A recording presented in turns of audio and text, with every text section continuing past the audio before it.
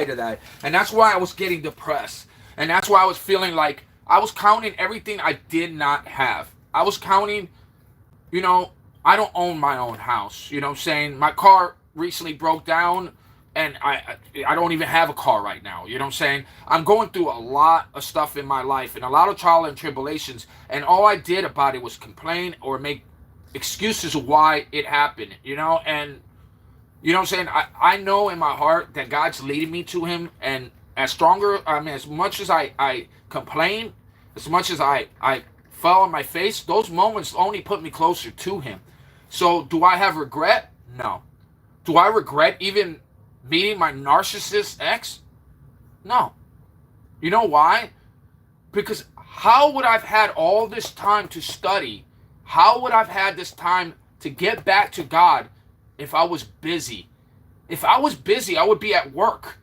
I would be doing other things. I would be too tired to read the Bible. I would be too tired to go work for the church. I would be too more worried about other things and worried about paying my bills and more worried about doing other things. God gave me so many years to study and get closer to him and to get my health right.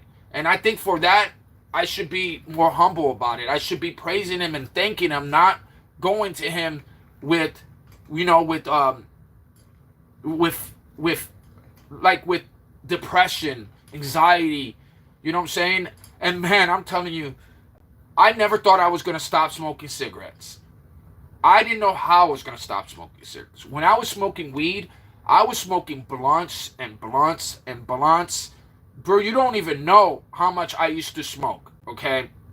And I didn't know how I was going to stop that because it was such a habit that I was like, I don't want to not be high. You know what I'm saying? I don't want to give up weed. You know what I'm saying? And when I did give it up, it really felt good to not have to depend on something else for happiness or for a moment of peace. You know what I'm saying? So I think God's working in ways with me and breaking me down because I need it, you know? And all I want to do is help others. I just want to touch people. I don't care if I don't have a lot of followers. I came up here, and I'm not going to lie.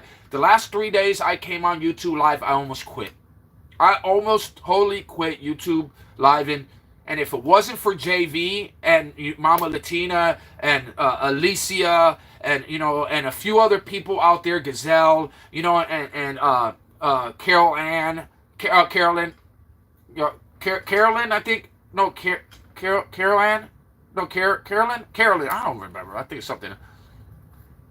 I'm doing good, and you don't hear what I'm saying? My day's going good. Better than what it was.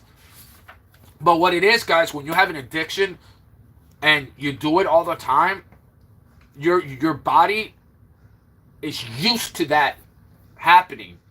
Like, so I'm sitting in the couch, right? And I stopped vaping, so I'm like, what do I do with myself now? I'm not vaping. Usually I'll hit the vape, and, you know, and I'm like, I'm looking for, I'm like, why? What am I looking for? I'm looking for a freaking vape. And I'm like, I don't want to vape. I'm not going to vape. But, you know, you're just so used to doing it that you got to find something else to do to occupy your mind so you're not thinking about that. So I just pray to God for strength. God, give me strength, give me strength, give me strength. And he feeds me scriptures. So, and I need to learn my scriptures because I know I don't memorize scriptures like that. I can remember the words. I can remember what was said, but I can't say, oh, this was 1 Peter chapter 8, verse 6, da-da-da-da-da. That's not how I work. I can tell you what it is, you know what I'm saying? But, you know what I'm saying? Because I didn't memorize scriptures like that, you know what I'm saying? But I know scripture, but I didn't memorize it like that.